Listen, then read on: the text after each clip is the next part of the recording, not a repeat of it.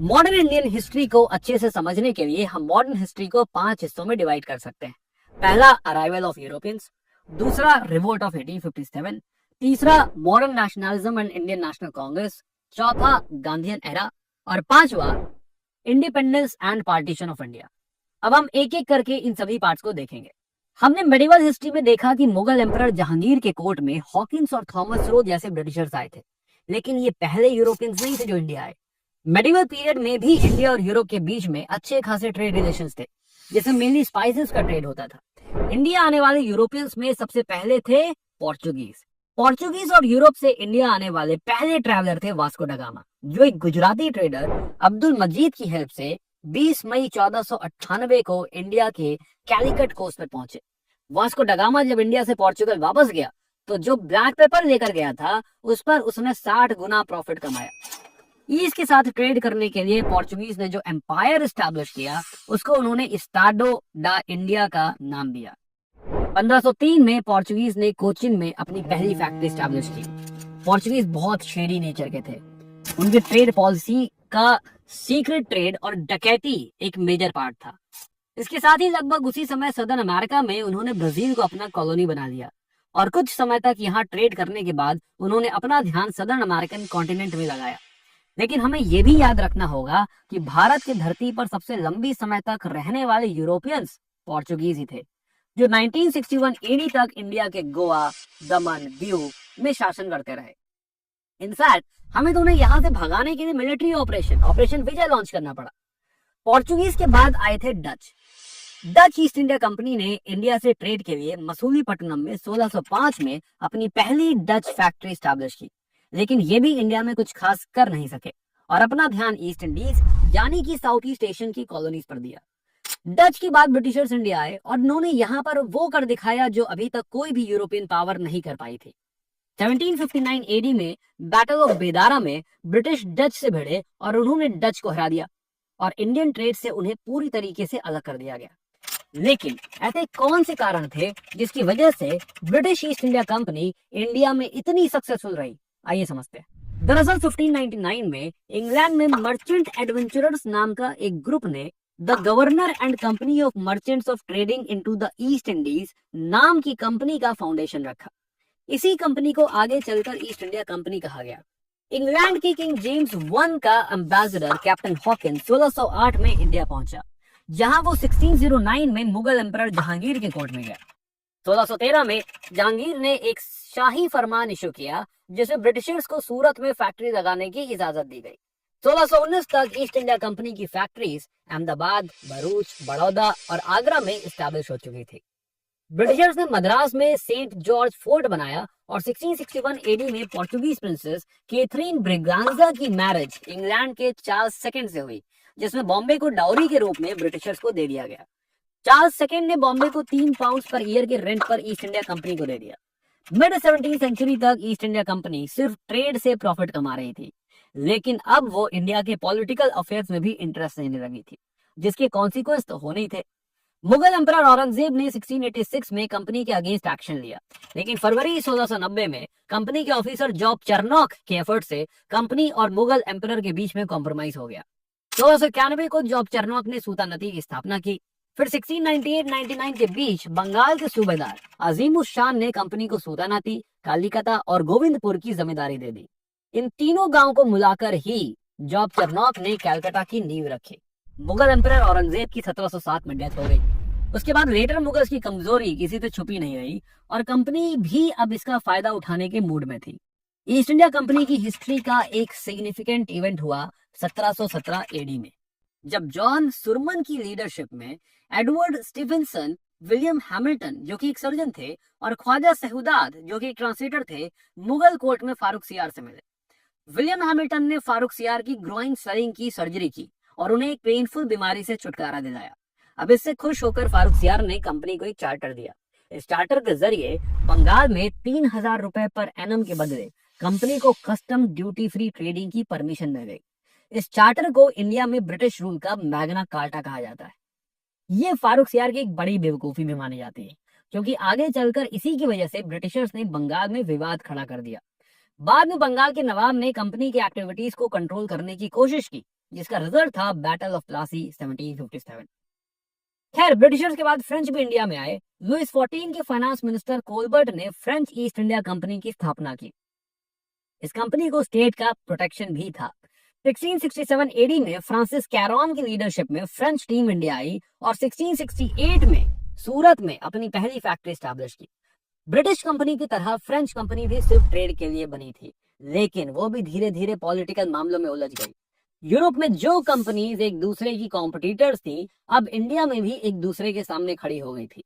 English और French के बीच लड़ी गई पहली बड़ी लड़ाई थी first Carnatic war between 1746 and 1748, जो यूरोप में चल रही ऑस्ट्रियन सक्सेशन वॉर का ही एक एक्सटेंशन था। इस वॉर के बाद ट्रीटी ऑफ एक्सला-शैपल के जरिए यूरोप में शांति हो गई और इंडिया में भी दोनों कंपनीज के बीच टेम्परेरी पीस एस्टैब्लिश हो गया। सेकेंड कार्नाटिक वॉर 1749 to 54 हुआ कर्नाटका की नवाबी को लेकर। चंदा साहब ने नवाबी के लिए डुप्लेक्स की मदद ली और मुजफ्फर जंग ने डेक्कन की सूबेदारी के लिए भी फ्रेंचों का सपोर्ट लिया। अब ब्रिटिशर्स ने अनवरुद्दीन और नासिर जंग को सपोर्ट किया। इस वॉर में फ्रेंच जीत रहे थे, लेकिन तभी इंग्लैंड से मद्रास आया एक क्लर्क रॉबर्ट क्लाइव, जिसने सिर्फ 500 सोल्जर्स के साथ आर्केट पर कब्जा कर लिया और फ्रेंच फोर्सेस को सरेंडर करने पर मजबूर कर दिया। फ्रांस में सीनियर ऑफिसर्स ने डुप्लेक्स की पॉलिसी को क्रिटिकली अपोज किया और उसे फ्रांस बुला लिया गया। ये फ्रेंच गवर्नमेंट की बहुत बड़ी बेवकूफी मानी जाती है, क्योंकि डुप्लेक्स के बाद इंडिया में फ्रेंचों के पास कोई भी ढंग का लीडर नहीं बचा था। और फिर आई थर्ड कर्नाटिक वॉर 1756 to 63। इसका इमीडिएट रीजन था रॉबर्ट क्लाइव और एडमिरल वॉटसन द्वारा चंदर नगर पर कब्जा। इस बार ब्रिटिश और फ्रेंच के बीच एक डिसाइसिव वॉर हुई, बैटल ऑफ वेंडी वॉश। इस बैटल में ब्रिटिश फोर्सेस को आयरकूट ने लीड किया। फ्रेंच ये बैटल हार गए। 16 जनवरी 1761 को पौंडीचेरी भी ब्रिटिशर्स के कब्जे में आ गया। इस प्रकार इंडिया में सभी यूरोपियन कंपनीज में ब्रिटिश ईस्ट इंडिया कंपनी सबसे ज्यादा ताकतवर बन गई। वास्तव में ब्रिटिश ईस्ट इंडिया कंपनी की श्रेष्ठता का एक मुख्य कारण था 1757 में बैटल ऑफ प्लासी में उनकी जीत, और उस जीत के बाद उन्हें मिला खजाना। ये युद्ध हुआ था बंगाल के नवाब सिराजुद्दौला और ईस्ट इंडिया कंपनी के बीच, जिसे रॉबर्ट क्लाइव ने साजिश करके जीता था। रॉबर्ट क्लाइव बंगाल का फर्स्ट गवर्नर बना। उसके बाद आने वाले गवर्नर्स थे Warren Hastings, Lord Cornwallis, Lord Wellesley और बाद में लॉर्ड विलियम बेंटिक, जो 1833 में इंडिया का पहला गवर्नर जनरल बना था। बैटल ऑफ प्लासी के बाद से ही इंडिया के लोगों का इकोनॉमिक एक्सप्लॉयटेशन शुरू हो गया था। इसके साथ साथ ब्रिटिश गवर्नमेंट ने इंडिया के धर्म और रीति रिवाजों में भी दखल देना शुरू कर दिया था। इन सभी कारणों से 1757 के बाद छोटे छोटे रिवोल्ट्स ब्रिटिशर्स के अगेंस्ट होते रहे, जैसे कि बंगाल का सन्यासी रिबेलियन, महाराष्ट्र का रमोसी रिवोल्ट, संथल रिवोल्ट और 1857 का सेपॉय रिवोल्ट। ये सभी रिवोल्ट उन पॉलिसीज के विरोध में थे जो ब्रिटिशर्स ने बैटल ऑफ प्लासी और बैटल ऑफ बक्सर के बाद लागू की थी। लॉर्ड डलहौजी 1848 से 56 के बीच में थे। उनके समय इंडियंस के लिबर्टी, कल्चर और रिलीजन पर भी प्रहार किया गया। उसने डॉक्ट्राइन ऑफ लैब्स के तहत सतारा, जैतपुर, संबलपुर, बागत, उदयपुर, झांसी, नागपुर जैसे राज्यों को ब्रिटिश एम्पायर में मिला दिया। ब्रिटिशर्स ने इवन लॉयल अवध को भी मैल एडमिनिस्ट्रेशन के नाम पर ब्रिटिश इंडिया में मिला दिया था। इसने इंडियंस के दिल में यह दर्ज कर दिया कि ब्रिटिश किसी का सगा नहीं होता। झांसी और अवध के लोगों में क्रोध भड़क गया। ये सब गुस्सा प्लासी के 100 साल बाद 1857 में खुलकर सामने आ गया। 1857 की क्रांति के इमीडिएट कॉजेज में सबसे ज्यादा चर्चा में था काव और पिग फैट में लपेटा हुआ कार्ट्रिज। एनफील्ड राइफल से फायर करने के लिए इस कार्ट्रिज को दांतों से खोलना पड़ता था, जो हिंदू और मुस्लिम दोनों के लिए धार्मिक रूप से अपमानजनक था, क्योंकि काव हिंदुओं के लिए पवित्र होती है और पिग मुसलमानों के लिए नापाक। सबसे पहली घटना हुई 29 मार्च 1857 को बैरकपुर कैंट में, जहां 34th इन्फेंट्री के सोल्जर मंगल पांडे ने कार्ट्रिज यूज करने से इनकार किया और अपने सीनियर ऑफिसर लेफ्टिनेंट बाग और जनरल हेडसे को गोली मार दी। ये सभी वजह बनी सेपॉय मूटनी का कारण, जो ऑफिशियली शुरू हुई 10 मई 1857 को मेरठ कैंटोनमेंट के सोल्जर्स के द्वारा। इन्होंने कार्ट्रिज यूज करने से इनकार किया और फिर 11 मई की सुबह ये लोग दिल्ली पहुंचे, जहां उन्होंने बहादुर शाह जफर को अपना बादशाह घोषित कर दिया। ये विद्रोह धीरे धीरे नॉर्थ इंडिया में फैल गया। कानपुर में 5 जून 1857 को विद्रोह हुआ, जिसमें नाना साहेब ने लीडरशिप दी। नाना साहेब पेशवा बाजीराव सेकंड के दत्तक पुत्र थे और उनकी मदद की तात्या टोपे ने। लखनऊ में 4 जून 1857 को बेगम हजरत महल ने अपने पुत्र ब्रिजेश कादिर को नवाब घोषित किया। झांसी में रानी लक्ष्मीबाई ने वीरता से लड़ाई की और जनरल हगरोज के साथ युद्ध में वीरगति को प्राप्त हुई। इतना तेजी से रिवोल्ट का फैलना एकदम से नहीं हुआ था। कई हिस्टोरियंस कहते हैं कि ये वर्षों की यात्रा और प्लानिंग का नतीजा था।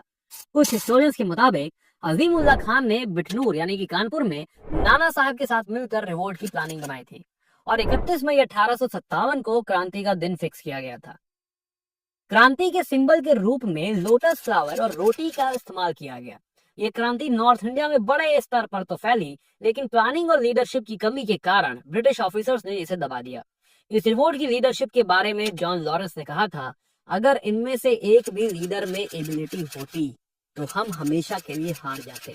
बहादुर शाह जफर जो कि 82 वर्ष के वृद्ध थे, उन्होंने 20 सितंबर 1857 को लेफ्टिनेंट विलियम हडसन के सामने हुमायूं टॉम्ब में सरेंडर कर दिया। हडसन ने बहादुर शाह के दोनों बेटों को उनके सामने ही गोली मार दी और उनके सर को दिल्ली के दरवाजे पर लटका दिया। बहादुर शाह जफर को रंगून भेज दिया गया, जहां उनकी मौत हो गई। उनकी कब्र पर लिखे शब्द थे, कितना है बदनसीब जफर, दफन के लिए 2 गज जमीन भी ना मिली कुएं यार में। यहाँ कुएं यार का मतलब है कि अपनी जन्मभूमि में, अपने होमलैंड में। बेगम हजरत महल भी अंत में हार गई और नेपाल चली गई। आरा के कुंवर सिंह ने भी वीरता से लड़ाई की, लेकिन युद्ध में घायल होने के बाद उनकी भी डेथ हो गई।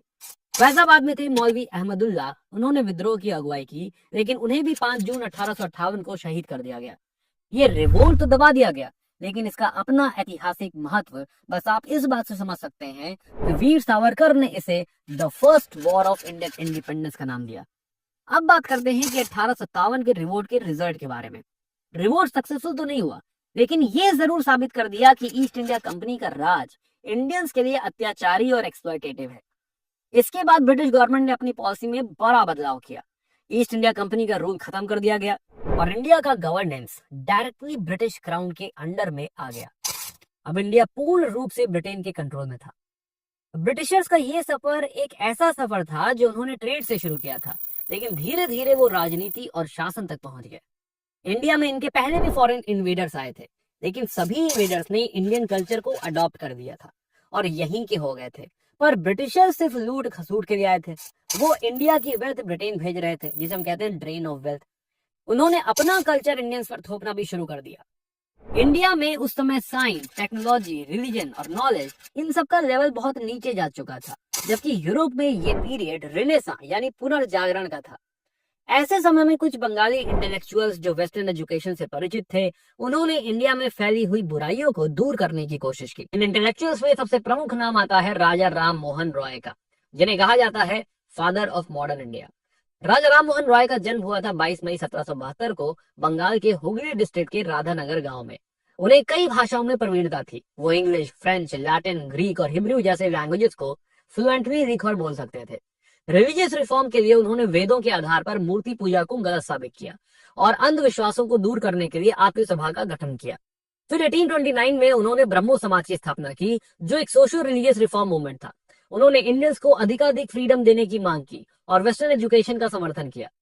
वहीं वेस्टर्न इंडिया में भी कुछ समाज सुधारक उठे, जैसे महादेव गोविंद रानडे और डॉक्टर आत्माराम पांडुरंग। इन दोनों ने 1867 में बॉम्बे में प्रार्थना समाज की स्थापना की। रानडे ने वुमेन एजुकेशन को प्रमोट किया, चाइल्ड मैरिज और वुमेन डिपेंडेंसी के विरुद्ध आवाज उठाई, विडो मैरिज को समर्थन किया और डीके कर्वे के सपोर्ट से 1867 में विधवा आश्रम संघ की स्थापना की। अब तक जितने भी सोशल रिफॉर्मर्स आए, उनमें से एक और महान व्यक्ति थे, स्वामी दयानंद सरस्वती, जिन्हें पहले स्वामी पूर्णानंद ने ये नाम दिया था। स्वामी दयानंद सरस्वती ने 10 अप्रैल 1875 को बॉम्बे में आर्य समाज की स्थापना की। उनका कहना था कि आर्यन सुपीरियर है और वेदास में ईश्वरीय ज्ञान है और भारत की भूमि एक होली लैंड है। आर्य समाज का उद्देश्य था वैदिक रिलीजन को उसके प्योर फॉर्म में स्थापित करना और वेस्टर्न कल्चर के इन्फ्लुएंस को कम करना।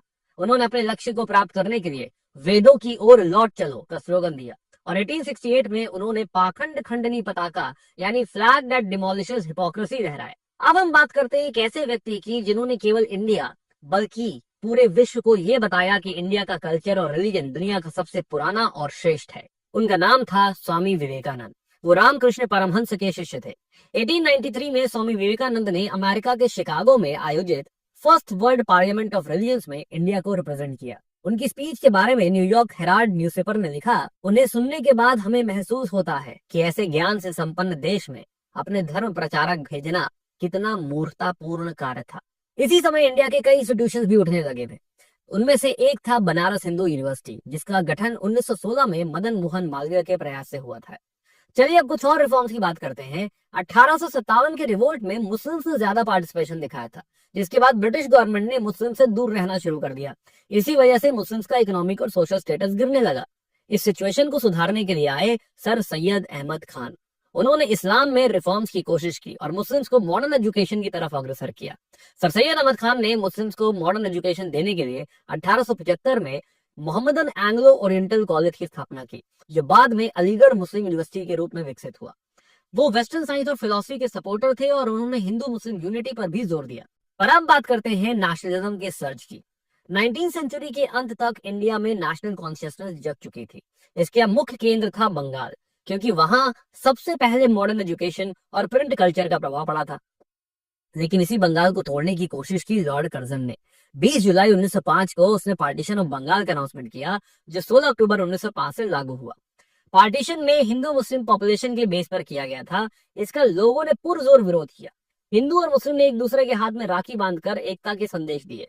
पूरे बंगाल ही नहीं बल्कि पूरे देश में 16 अक्टूबर को शोक दिवस के रूप में मनाया गया।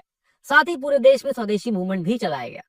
इसी दौरान 30 दिसंबर 1906 को ढाका में मुस्लिम लीग की स्थापना हुई, जिसका प्रस्ताव दिया था नवाब सलीमुल्लाह ने। 1907 तक इंडियन नेशनल कांग्रेस के अंदर भी लिबरल्स यानी कि नरम दल और एक्सट्रीमिस्ट यानी कि गरम दल के बीच में जो मतभेद थे वो तेजी से बढ़ने लगे थे। 1907 का सूरत सेशन में प्रेसिडेंट के चुनाव को लेकर कांग्रेस में फूट पड़ गई और उसके बाद 1909 में ब्रिटिश इंडियन गवर्नमेंट ने एक रिफॉर्म लाई, जिसे कहते हैं मॉर्ले मिंटो रिफॉर्म्स, जिसमें मुस्लिम्स को सेपरेट इलेक्टोरेट्स दिया गया। इसका मतलब मुस्लिम्स सिर्फ मुस्लिम कैंडिडेट्स को वोट देंगे। ये हिंदू मुस्लिम यूनिटी के बीच और दूरी बनाने की साजिश थी, जिसे कम्युनल इलेक्टोरेट्स के नाम से जाना जाता है। जैसा कि उम्मीद थी, इसका पूरा देश में पुरजोर विरोध भी हुआ। बाद में ब्रिटिशर्स ने इसे ध्यान से हटाने के लिए और स्वदेशी मूवमेंट का प्रेशर में दिसंबर 1911 में पार्टीशन ऑफ बंगाल को कैंसिल कर दिया। तब तक 1914 भी आ गया और दुनिया में फर्स्ट वर्ल्ड वॉर शुरू हो गया। कांग्रेस के लिबरल लीडर्स ने ब्रिटिश गवर्नमेंट को सपोर्ट करने का डिसीजन लिया। उन्हें उम्मीद थी कि ब्रिटिश लोग उसके बदले स्वराज या फिर होम रूल की उनकी मांग मान लेंगे। इसी दौरान 1916 से लखनऊ सेशन में मॉडरेट्स और एक्सट्रीमिस्ट एक बार फिर से एक हो गए। इसी सेशन में कांग्रेस और मुस्लिम लीग के बीच भी एक समझौता हुआ, जिसे लखनऊ पैक्ट के नाम से जाना जाता है। उधर होम रूल की डिमांड को जोर शोर से उठाने के लिए एनी बेसेंट और बाल गंगाधर तिलक ने इंडिया के अलग अलग पार्ट्स में होम रूल लीग्स की स्थापना करना शुरू कर दिया था। लेकिन इन सब एफर्ट्स के बावजूद भी 1919 में ब्रिटिश इंडियन गवर्नमेंट ने जो मॉन्टेग चेम्सफोर्ड रिफॉर्म्स लागू कर दिया, जिसमें होम रूल का कोई भी जिक्र तक नहीं था और ना ही भारत को सेल्फ गवर्नमेंट देने की बात की गई थी।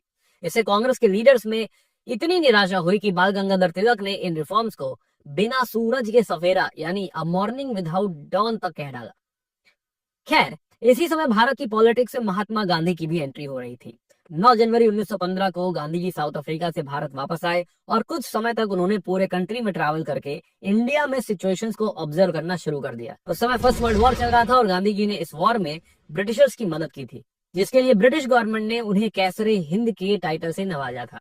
देश के पॉलिटिक्स से पार्टिसिपेट करने के साथ ही 1917 से 1918 के बीच गांधी जी ने 3 आंदोलन की अगुवाई की। पहला था चंपारण सत्याग्रह, जिसकी शुरुआत 1917 में हुई। इस सत्याग्रह के दौरान गांधी जी ने पहली बार देश में सत्याग्रह का प्रयोग किया। दूसरा था खेड़ा सत्याग्रह, जिसमें गुजरात के किसानों के लिए ऑर्गेनाइज किया गया था। और तीसरा था अहमदाबाद मिल स्ट्राइक, जहां गांधी जी ने स्ट्राइक करके वहां के मिल वर्कर्स को 35% बोनस दिलवाया। ब्रिटिश इंडियन गवर्नमेंट के अगेंस्ट गांधी जी की छोटी छोटी लेकिन इंपॉर्टेंट विक्ट्रीज ने इंडियंस को अंदर से बहुत मोटिवेट किया। लेकिन दूसरी तरफ इंडिया में, खासकर इंडियन यूथ में, रेवोल्यूशनरी टेंडेंसीज का भी स्केल बढ़ने लग रहा था। जाहिर सी बात थी कि ब्रिटिश इन सब एक्टिविटीज से डरने लग रही थी और फिर इन्हीं एक्टिविटीज को रोकने के लिए ब्रिटिश गवर्नमेंट ने सिडनी रॉलेट की प्रेसिडेंटशिप में एक कमेटी बनाई, जिसने एक भयंकर ड्रैकोनियन कानून रिकमेंड किया, जिसे कहा गया रॉलेट एक्ट। इसके तहत गवर्नमेंट किसी भी व्यक्ति को बिना ट्रायल, बिना अपील और बिना वकील के एक अनसर्टेन टाइम पीरियड के लिए जेल में रख सकती थी। गांधी जी ने इसका तीव्र विरोध किया और उसके खिलाफ सत्याग्रह की घोषणा कर दी। जगह जगह प्रोटेस्ट होने लगे। गांधी जी को भी अरेस्ट कर लिया गया। इसी कॉन्टेक्स्ट में हुआ इंडिया के इतिहास का एक सबसे दर्दनाक इंसिडेंट, जालियांवाला बाग हत्याकांड। 13 अप्रैल 1919 बैसाखी के दिन अमृतसर के जालियांवाला बाग में लोग शांति से प्रोटेस्ट कर रहे थे। यह स्थान चारों तरफ से ऊंची दीवारों से घिरा हुआ था और अंदर जाने के लिए सिर्फ एक ही रास्ता था। इसी रास्ते पर जनरल डायर अपनी मिलिट्री के साथ खड़ा हो गया और बिना किसी चेतावनी के फायरिंग का ऑर्डर दे दिया। जनरल डायर की बिना वार्निंग वाली फायरिंग में हजारों लोग मारे गए और कई घायल हुए। लोग भागने के लिए कहीं जा भी नहीं पाए क्योंकि एक ही रास्ता था और वहां भी आर्म सोल्जर्स खड़े थे। यह हत्याकांड सिर्फ पंजाब या अमृतसर तक सीमित नहीं रहा, पूरे भारत में गुस्सा फैल गया। रविन्द्रनाथ टैगोर ने नाइट की उपाधि वापस कर दी और गांधी जी ने भी ब्रिटिश सरकार के खिलाफ नॉन कोऑपरेशन मूवमेंट का ऐलान कर दिया। ये मूवमेंट एक पीसफुल मूवमेंट था जिसमें गवर्नमेंट स्कूल्स और कॉलेजेस का बॉयकॉट, फॉरेन कपड़ों का बहिष्कार, इंडियन इंस्टीट्यूशंस और खादी के समर्थन और टाइटल्स जैसे कि सर और कैसरे हिंद का बॉयकॉट शामिल था। लेकिन वो कहते हैं ना कि जैसा सोचा जाता है वैसा नहीं होता, तो नॉन कोऑपरेशन मूवमेंट के साथ भी कुछ ऐसा ही हुआ। दरअसल 1922 में यूनाइटेड प्रोविंस के चौरी चौरा में एक वायलेंट इंसिडेंट हो गया। यहाँ एक इंसिडेंट में एक वायलेंट मॉब ने पुलिस स्टेशन जला दिया। नॉन कोऑपरेशन में ये वायलेंस गांधी जी को मंजूर नहीं था और उन्होंने तुरंत इस मूवमेंट को रिटर्न कर दिया। क्योंकि वो अहिंसा के पक्षधर थे तो इसलिए उन्होंने ऐसा फैसला लिया। लेकिन यहाँ से इंडियन फ्रीडम स्ट्रगल में एक नए चैप्टर की शुरुआत हुई, मास बेस्ड नेशनलिज्म की, और गांधी जी इसके सेंट्रल फिगर बनकर उभरे। दोस्तों, महात्मा गांधी के साथ यहाँ एक और मास लीडर का इमरजेंस हो रहा था जिनका नाम था सुभाष चंद्र बोस। इस समय ये लंदन से इंडियन सिविल सर्विसेज का एग्जाम पास करके जस्ट अपने देश में उतरे ही थे कि देश की हालत देखकर उन्हें ब्रिटिश गवर्नमेंट की नौकरी करना मंजूर ना हुआ और उन्होंने सर्विस ज्वाइन करने से पहले ही सर्विस छोड़ दिया। उधर गांधी जी 1922 से लेकर 1930 तक पॉलिटिक्स में कुछ खास बिजी नहीं थे और उन्होंने अपना समय कंस्ट्रक्टिव प्रोग्राम्स में, जैसे कि चरखा चलाना, देश के लोगों को समझाना, इन जैसे कामों में लगाया। लेकिन फिर 1928 में पूरे देश में साइमन कमीशन का विरोध होना शुरू हो गया था। गांधी जी ने भी इसमें पार्टिसिपेट किया और नेशनल पॉलिटिक्स में एक बार फिर से एक्टिव हो गए। 1929 का लाहौर सेशन में कांग्रेस ने कंप्लीट इंडिपेंडेंस यानी कि पूर्ण स्वराज को अपना गोल अनाउंस किया और गांधी जी को इसके लिए मूवमेंट ऑर्गेनाइज करने की जिम्मेदारी सौंपी। गांधी जी ने इसके लिए सिविल डिसोबीडियंस मूवमेंट की घोषणा की, लेकिन इससे पहले उन्होंने ब्रिटिश गवर्नमेंट के अगेंस्ट दांडी मार्च की शुरुआत की, जो कि 12 मार्च 1930 से लेकर 6 अप्रैल 1930 तक चली। ब्रिटिश गवर्नमेंट नहीं चाहती थी कि इस समय कोई बड़ा नेशनल लेवल का कोई मूवमेंट हो और इसीलिए उन्होंने गांधी जी से समझौता किया, जिसे हम गांधी इरविन पैक्ट कहते हैं। इसमें 3 चीजों पर सहमति बनी। पहला, कांग्रेस सिविल डिसोबीडियंस मूवमेंट को विड्रॉ करेगी। दूसरा, ब्रिटिश पॉलिटिकल प्रिजनर्स को छोड़ेंगे और तीसरा, सॉर्ट बनाने की छूट मिलेगी। और इसी पैक्ट के तहत Gandhi ji second round table conference में पार्टिसिपेट करने लंदन गए। लेकिन वहां कोई मेजर एग्रीमेंट नहीं हुआ क्योंकि गांधी जी और कांग्रेस दलित और माइनॉरिटी इलेक्टोरेट्स को मानने के लिए राजी ही नहीं थे। लंदन से लौटने के बाद गांधी जी ने दोबारा सिविल डिसोबीडियंस मूवमेंट स्टार्ट किया, लेकिन ब्रिटिश ने तुरंत उन्हें अरेस्ट कर लिया। इसी साल कम्युनल अवार्ड के थ्रू मुस्लिम्स के साथ साथ सिखों, क्रिश्चियंस और दलितों को भी अलग इलेक्टोरेट दिया गया, जिसके खिलाफ गांधी जी ने फास्ट एंड टू डेथ किया। इससे बचने के लिए डॉक्टर अंबेडकर से पूना पैक्ट हुआ, जिसमें दलित्स को रिजर्व सीट्स तो मिली लेकिन अलग इलेक्टोरेट नहीं मिला। 1934 तक मूवमेंट वीक पड़ गया था और इसीलिए गांधी जी ने ऑफिशियली सिविल डिसोबीडियंस मूवमेंट को विड्रॉ कर दिया। उसके बाद उन्होंने कांग्रेस से रिजाइन कर दिया, लेकिन सोशल वर्क जारी रखा। उधर 1938 में कांग्रेस के हरिपुरा सेशन में सुभाष बोस कांग्रेस के प्रेसिडेंट बने, लेकिन फिर 1939 के त्रिपुरी सेशन में उनका गांधी जी से कांग्रेस प्रेसिडेंट का इलेक्शन को लेकर खुला टकराव हो गया। वैसे तो गांधी जी के साथ उनकी अनबन कोई नई बात नहीं थी, लेकिन 1939 के त्रिपुरी सेशन में गांधी जी के इस बात से कि पताबी की हार उनकी पर्सनल हार है, से वो बहुत दुखी हुए और थक के फाइनली बोस ने कांग्रेस छोड़ दिया और एक नया पॉलिटिकल पार्टी फॉरवर्ड ब्लॉक बनाया। ब्रिटिश उन पर नजर रखे हुए थे और साथ ही साथ इधर वर्ल्ड वॉर भी चालू हो गया था। बोस ने रूप बदलकर कलकत्ता से निकलकर अफगानिस्तान पहुंचे, यूएसएसआर गए और फिर जर्मनी पहुंच गए। वहां उन्होंने हिटलर से मिलकर सपोर्ट मांगा, लेकिन हिटलर की नाजी पार्टी ने उन्हें सपोर्ट देने से मना कर दिया। लेकिन सुभाष बोस ने हार नहीं मानी और उन्होंने जापान से मदद मांगने का मन बना लिया। फिर वो जापान गए, जहां उनका असली मिशन स्टार्ट हुआ। वहां एग्जिस्टिंग इंडियन सोल्जर से मिलकर बनाई गई Indian national army. Indian national army यानी आईएनए ने जापानीज फोर्सेस के साथ मिलकर ब्रिटिश फोर्सेस के खिलाफ इम्फाल और कोहिमा में लड़ाई लड़ी। हालांकि मिलिट्री विक्ट्री नहीं मिली, लेकिन मॉरल विक्ट्री जबरदस्त थी। आईएनए ने मोइरांग यानी मणिपुर में तिरंगा लहरा दिया, लेकिन नागासाकी और हिरोशिमा में एटॉमिक बॉम्ब से अटैक होने के बाद जापान ने सरेंडर कर दिया, जिसका इम्पैक्ट आईएनए पर भी पड़ा और उन्हें भी ब्रिटिश फोर्सेस के सामने सरेंडर करना पड़ा। आईएनए के लीडर्स को अरेस्ट कर लिया गया और उनके अगेंस्ट रेड फोर्ट में सेडिशन का मुकदमा चलाया गया। ये पूरे देश के लिए इमोशनली एक टिपिंग पॉइंट था। इससे पूरे भारत में इमोशनल एक्सप्लोजन हो गया। Students, workers, even British Indian army के जवान सभी इस humiliation के अगेंस्ट प्रोटेस्ट में उतर गए। इसी दौरान अगस्त 1945 को जब सुभाष बोस एक प्राइवेट प्लेन से ताइवान जा रहे थे तो उनका वो प्लेन मिस्टीरियसली क्रैश हो गया और इस क्रैश में उनकी मौत हो गई। उधर नॉन कॉपरेशन मूवमेंट के बाद इंडियन पॉलिटिक्स में एक नया मुद्दा उभर कर आया और वो मुद्दा था कम्युनलिज्म और एक सेपरेट मुस्लिम स्टेट की डिमांड। दरअसल 1933 से 1935 के बीच कैम्ब्रिज यूनिवर्सिटी में पढ़ने वाले एक स्टूडेंट चौधरी रहमत अली ने अपने एक पैम्पलेट नाउ और नेवर में पहली बार पाकिस्तान टर्म का प्रयोग किया और उनके इस नए टर्म के मुताबिक पी से पंजाब, ए से अफगानिया यानी कि नॉर्थ वेस्ट फ्रंटियर प्रोविंस, के से कश्मीर, एस से सिंध और तान से बलूचिस्तान था।